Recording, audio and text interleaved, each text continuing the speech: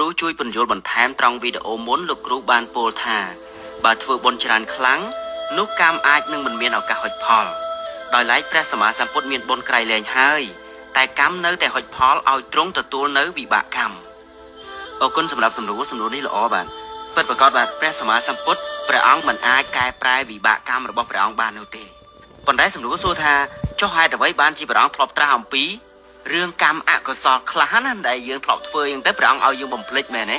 ហើយយើងបន្ថែមតែកម្មដែលជាកុសលអញ្ចឹងយើងបន្ថែមកម្មដែលជាកុសលឲ្យច្រើនទៅធ្វើឲ្យកម្លាំងកម្មនោះអាចមិនមានកម្លាំងហុចផលហើយដល់ពេលយើងសិក្សាអំពីវិបាកកម្មរបស់ព្រះសម្មាសម្ពុទ្ធយើងក៏មានចម្ងល់ថាចុះក្រែងព្រះសម្មាសម្ពុទ្ធអត់អាចកែប្រែវិបាកកម្មបានផងហ្នឹងព្រះអង្គនៅតែទទួលវិបាកកម្មដដែលហ្នឹង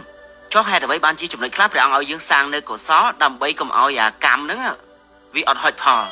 យើងចាប់ផ្ដើមមានអារម្មណ៍ជំទាស់ឬក៏ថាឆ្ងល់អញ្ចឹងណាដូច្នេះនៅក្នុងចំណុចនេះយើងត្រូវដឹងថាព្រះសម្មាសម្ពុទ្ធព្រះអង្គបរិសុទ្ធហើយបានន័យថាព្រះអង្គល្អឥតខ្ចោះហើយណាក៏ប៉ុន្តែព្រះអង្គនៅត្រូវទទួលវិបាកកម្មចាស់របស់ព្រះអង្គដែលធ្លាប់ធ្វើកាលពីមុនត្រូវទេបានន័យថាកម្មចាស់របស់ព្រះអង្គហ្នឹងដែលជាវិបាកកម្មហ្នឹងនៅមានកម្លាំងហុចផលយើងត្រូវដឹងថាព្រះសម្មាសម្ពុទ្ធព្រះអង្គដឹងអំពីហេតុថាតើកម្មណាមានកម្លាំងហុចផលហើយកម្មណាដែលមិនមានកម្លាំងហុចផលអញ្ចឹងបើសិនយើងចោទជាសំណួរសួរថាចំពោះព្រះសម្មាសម្ពុទ្ធព្រះអង្គនៅតែមានកម្មតាមតនទៀតណាចង់និយាយអញ្ចឹងណាក៏ប៉ុន្តែយើងត្រូវដឹងថាកម្មទាំងអស់របស់ព្រះសម្មាសម្ពុទ្ធយើងនិយាយថាកម្មមិនល្អកម្មដែលជាអកុសលណាកម្មទាំងអស់ណាមិនមែនសុទ្ធតែហុចផលនោះទេបានន័យថាបន្ទាប់ពីព្រះសម្មាសម្ពុទ្ធព្រះអង្គត្រាស់ដឹងហើយត្រូវទេព្រះអង្គបរិសុទ្ធហើយក៏ប៉ុន្តែគ្រាន់តែថាមានកម្មខ្លះគឺនៅតែមានកម្លាំងហុចផលគឺយើងនិយាយសួរស័ព្ទថាកម្មតាមតនណាក៏ប៉ុន្តែចង់បញ្ជាក់ថាមិនមែនកម្មទាំងអស់ដែលព្រះអង្គធ្លាប់បានធ្វើការពីមុនដែលនៅជាពោធិសត្វហ្នឹងសុទ្ធតែហុចផលឲ្យព្រះអង្គក្នុងជាតិចុងក្រោយនោះទេបញ្ជាក់ម្ដងទៀតថា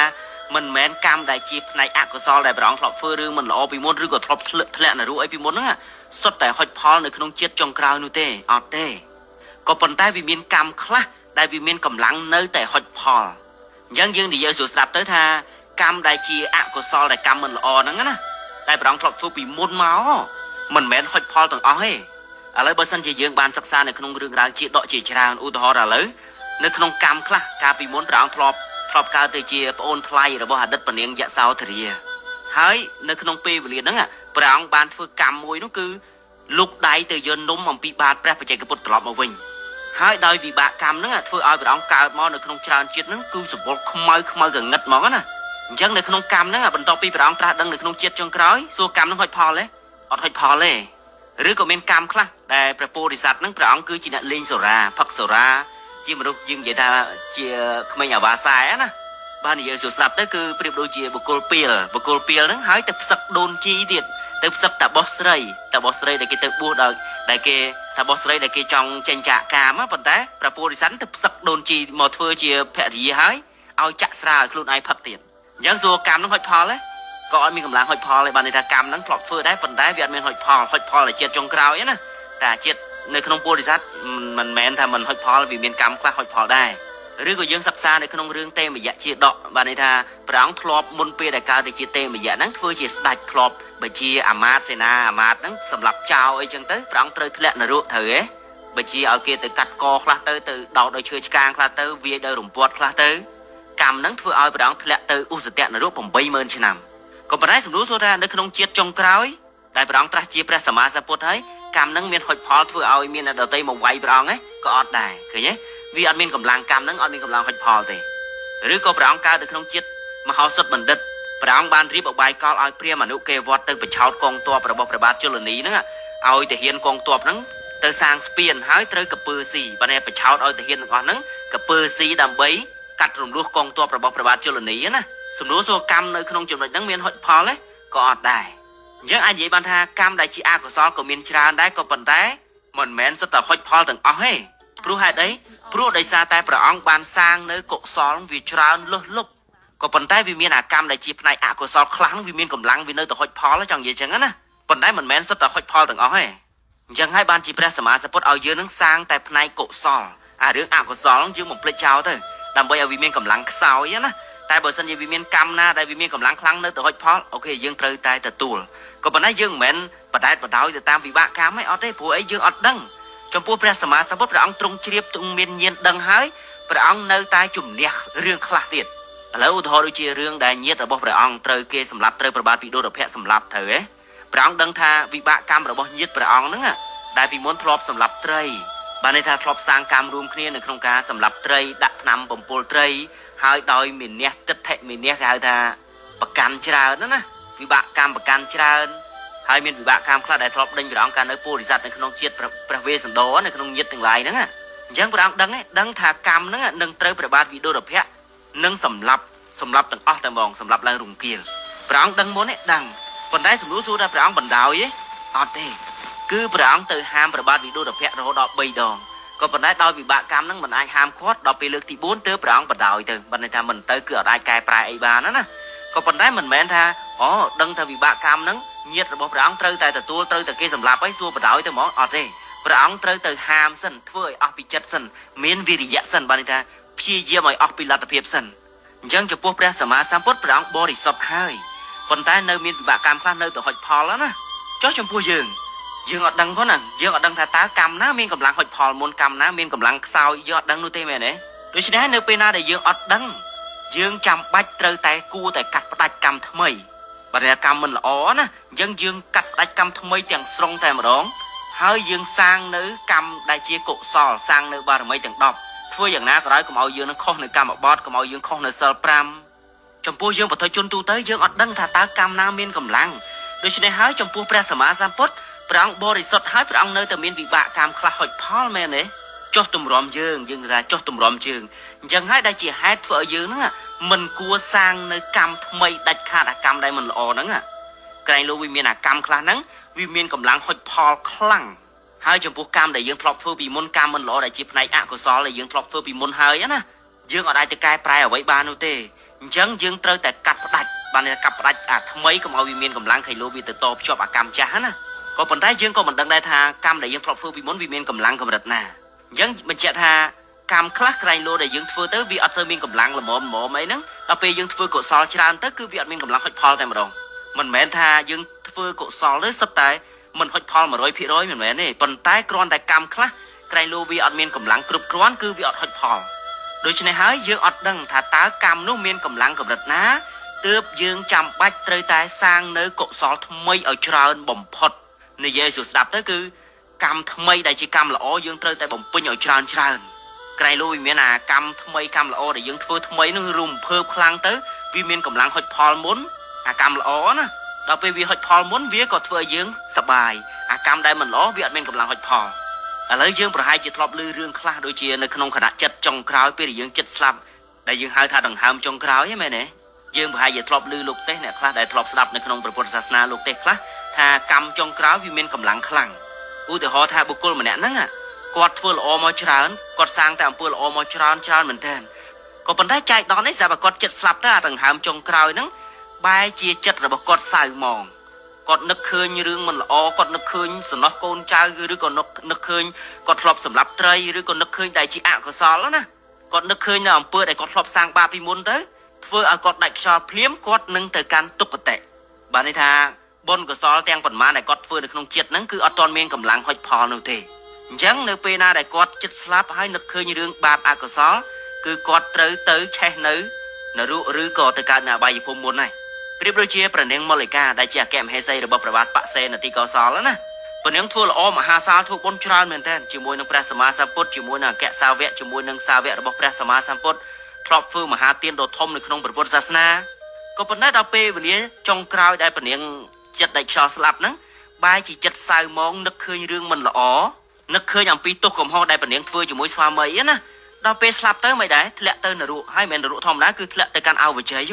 អញ្ចឹងបានន័យថាបុណ្យកុសលទាំងប៉ុន្មានដែលព្រះនាងធ្លាប់ធ្វើនៅក្នុងជាតិហ្នឹងណាគឺអត់ទាន់មានឱកាសហុចផលនោះទេរហូតទាល់តែព្រះនាងឆេះនៅនរកហ្នឹង7ថ្ងៃមនុស្សហ្នឹងមិនដឹងថាតើនៅក្នុងនរកឆេះប្រមាណលានប្រមាណកោតចង់និយាយស្លាប់កើតប្រមាណដងនោះទេ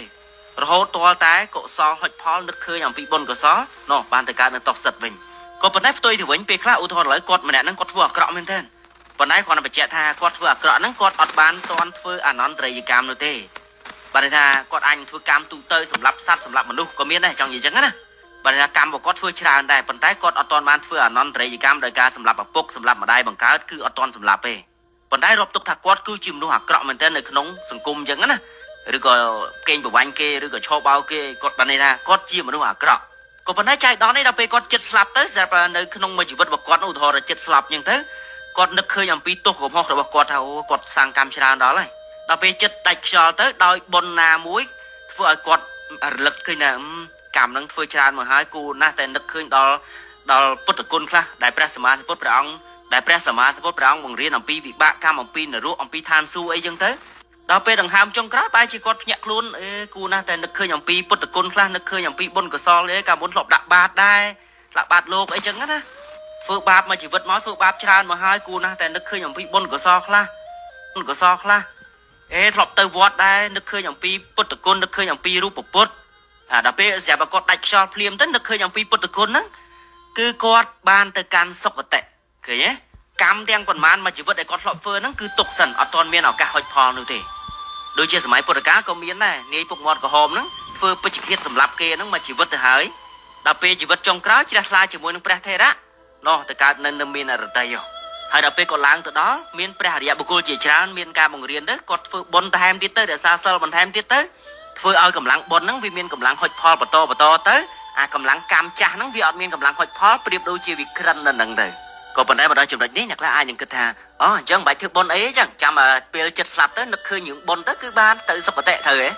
vì khang vì ai nâng bật thôi khang pe đây sao ấy bạn vì bịp đôi chia bồ câu này ô thò là lấy còn ở đây chỉ hai tật tê ô thò chẳng á còn ở đây riêng hai tức còn ở đây phật hạt chất và còn ở đây phật hạt ấy đừng nói sẽ vào đo pe và lía ô thò ra ở đây chỉ hai tức này đo pe và lía trong cái lót tức crom tới đây mà đó mày đây bạn pe khác cái này lô vi ở sờ bát hiệp trong gì chẳng á chẳng hai bạn chia presama support ở dưới nâng phật hạt chỉ phải trăm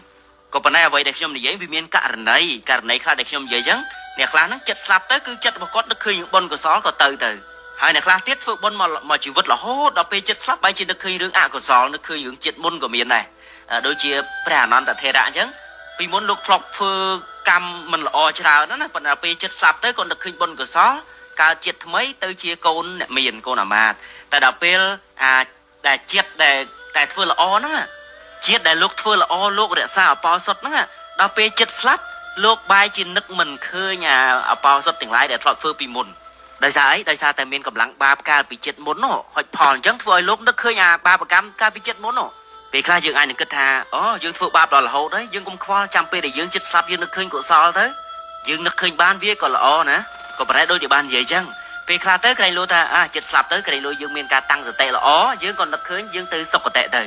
dương ai đừng từ cao chim mình đâu tiết như thế còn đó là cao thì chim mình đâu được không chết mấy dương ai đừng plei kính dương ai đừng ọt đắng đời xa này không chết ní ban lư không vậy tha pe để dương chết sắp tới dương nước khơi là ok từ là đó pe chết mấy cái lôi dương ở miền Merian ở miền chim nét đắng pẹt con chịu mùi thò mẹ đó bọc ra sama samput giọt đắng đó pe giọt đắng mày đấy đó pe đắng cứ cam đen quần má này dương thọt tôi được không chết đắng cứ chập đào sờ rộp bài rồi có pe khá tiết nơi không chết thay đắng pe khá thì dương ai đừng phơi là bàn tay của ai nứt khơi nơi không chết ní để dương thọt phơi có thả bàn pro nơi pe để dương chết slap đằng ham trong khói dương nứt khơi mà nè chỉ bảo dương đừng mơ khơi mà nó mơ khơi tê và đa mơ khơi nên nơi dạ ba hai còn nước khơi chết môn chết cáo cứ nước khơi nhỉ đẹp là ai những cái ta mình chưa tham miên ở ruộng miên than xua con bà róm dưỡng cung tầm mơ khơi như thế còn phần đáy pek là ai nâng pi và lấy trong cáo để dưỡng ở ai bộ cáo của thả bàn đôi khi này hái xô mà dưỡng phơ tay xịt ở đây là o bạt đôi khi này hái dưỡng và thôi chốn dưỡng mà đừng đôi tê thả tá cam ná vì miên cầm lăng khăng hoặc phò môn rồi còn hoặc phò cáo còn phần đáy đồ rạp ná bà sân chỉ dưỡng mình toàn bàn phơ nơi non trai cam xâm là bà phục bằng cao mà đây bằng cao rồi có bồng bài bạ song rồi có dương phơi ở prasama samput hôn nơi bờ đấyแต่còn là lấy việt miền thôi thế chẳng sầm khăn bằng phật nó cứ đôi chia ca sầm lập bằng phục bằng can mà đây bằng can đó miền ở can nơi miền lúc bà sân chia sầm lập bằng phục bằng can mà đây bằng can hái tụ bây chỉ cọt phơi bôn trơn còn đặt na cỏ đói còn phần đáy chia ti pi đạch khát cọt trơ té tới lẹ tới can là ruột lẹ tới anh non tới gì cả mất tụ bây chỉ cọt phơi bôn còn đặt na cỏ đói cọt trơ té lẹ tới là ruột sân phật về năng bàn cọt soi sọc nơi bôn của so lấy chân từ còn bên này khác cái tha bồng này tham miên cam mấy thôi chỗ lấy vào khu tới tay mà đó riêng cam việt vừa dương vừa căn tại du căn tại lục bạ căn tại cày lên lớn nâng từ tiền đôi khi này hai sầm đạp dương tu tới đại dương mình toàn ban phơi nơi non trai cam á nè bà chị tha dương ọt đằng ยังយកដឹងថាតើកម្មណាដែលយើងបានធ្វើនឹងវាមានកម្លាំងខ្លាំងជាងកម្មអីនៅពេលណាដែលយើងអត់ដឹងយើងចាំបាច់ត្រូវតែធ្វើនៅកម្មល្អហាមធ្វើកម្មអាក្រក់ដាច់ខាតហាមខុសសិលហាមខុសកម្មបទហាមធ្វើនៅកាយទុច្ចរិតវិច័យទុច្ចរិតមនោទុច្ចរិតធ្វើតែសុចរិតតែម្យ៉ាងគឺធ្វើតែកម្មល្អគឺកាយសុចរិតយើងធ្វើតែអំពើល្អដែលប្រព្រឹត្តដោយកាយវិច័យសុចរិតយើងធ្វើអំពើល្អដោយវាចាដោយការមិននិយាយកុហកមិនជេរប្រមាថមិននិយាយពាក្យត្រគោះបោះបោកមិនលៀបពណ៌អ្នកដទៃមិនចាក់ដោតមិននិយាយចាក់ដោតសោកសៀតតែធ្វើឲ្យគេឆ្លោះគ្នាមិននិយាយឌៀមដាមអ្នកដទៃដើម្បីឲ្យធ្វើឲ្យគេខឹងក្រោធឬក៏ខឹងអ្នកណាម្នាក់ដែលយើងចង់ឌៀមដាមមនោសុចរិតគឺយើងត្រូវតែមិនមានការចងអាឃាតមិនមានការចងគំនុំមិនស្អប់មិនគិតនៅក្នុងការចង់បានរបស់អ្នកដទៃមិនគិតនៅក្នុងការចង់ធ្វើឲ្យអ្នកដទៃទ្របអ្នកដទៃវិនាសយើងមិនប្រកាន់មិនលំអៀងដែលយើងគិតថាអូអ្នកនេះគឺជាមិត្តអ្នកនេះដោយសារតែយើងស្រឡាញ់ឬក៏លំអៀងដែលគិតថាខាងនេះសត្រូវរបស់យើងមិនចូលចិត្តអីចឹងទៅដូច្នេះយើងត្រូវតែកាត់ផ្ដាច់នៅកម្មដែលជាអកុសលថ្មីហាមធ្វើដាច់ខាតហើយយើងធ្វើតែកម្មល្អយើងធ្វើរហូតដល់ចិត្តរបស់យើងវាដក់ជាប់តែក្នុងកុសលណានឹកដល់តែគុណព្រះរតនត្រ័យនឹកដល់តែគុណព្រះពុទ្ធព្រះធម៌ព្រះសង្ឃហើយយើងមានចិត្តមេត្តាយើងមានចិត្តមេត្តាផងបើសិនជាមានអ្នកណាជេរមានការប្រមាថអីយើងក៏ចេះខន្តីចេះអប់រំចិត្តមានវិរិយៈមានសេចក្តីព្យាយាមពេញទំហឹងមិនមែនជាមនុស្សខ្ជិលច្រអូសហើយយើងក៏មិនមែនជាអ្នកប្រកាន់ទិដ្ឋិអូអានេះខុសអានោះត្រូវក៏មិនមែនជាអ្នកប្រកាន់បែបហ្នឹងដែរហើយយើងក៏ពេញចិត្តនៅក្នុងការសិក្សាអំពីហេតុពិតនៃជីវិតសិក្សាអំពីសច្ចធម៌សិក្សាអំពីថាតើអ្វីដែលព្រះសម្មាសម្ពុទ្ធអង្គសម្ដែងហ្នឹងជាការពិតយើងត្រូវតែបើកចិត្តនៅក្នុងការសិក្សាហើយក៏មានសច្ចបារមីនៅក្នុងខ្លួននោះគឺមានការនិយាយពាក្យពិតម៉ាត់ណាម៉ាត់ហ្នឹងមើងម៉ាត់មានវិន័យដូច្នេះហើយនៅពេលណាដែលយើងធ្វើតែកុសលវាអាចនឹងធ្វើឲ្យកម្មខ្លះមួយចំនួនដែលយើងធ្លាប់ធ្វើពីមុនណាវាអាចនឹងមិនទាន់មានកម្លាំងខ្លាំងហុចផលអញ្ចឹងវាអត់មានឱកាសហុចផលតែម្ដងព្រោះអីយើងមានកម្មដែលជាកុសលហ្នឹងវាហុចផលមុនណាដល់ពេលយើងធ្វើកុសលថ្មីបន្តទៀតវាហុចផលបន្តទៅអាកម្មដែលពីមុនដែលយើងធ្លាប់ធ្វើមិនល្អហ្នឹងគឺវាអត់មានកម្លាំងហុចផលវាកប់ចោលតែម្ដងរហូតដល់ពេលដែលយើងត្រាស់ដឹងធម៌ខ្លាយទៅជាព្រះសោតាបានហើយយើងទៅគឺចប់ហើយលែងមានឱកាសនៅក្នុងការហុចផលធ្វើឲ្យយើងធ្លាក់ទៅកាន់នរកអបាយភូមិលែងមានហើយអញ្ចឹងគឺត្រូវតែសាងនៅកុសលថ្មីឲ្យច្រើនកាត់ផ្ដាច់នៅអកុសលថ្មីជាដាច់ខាតបាទ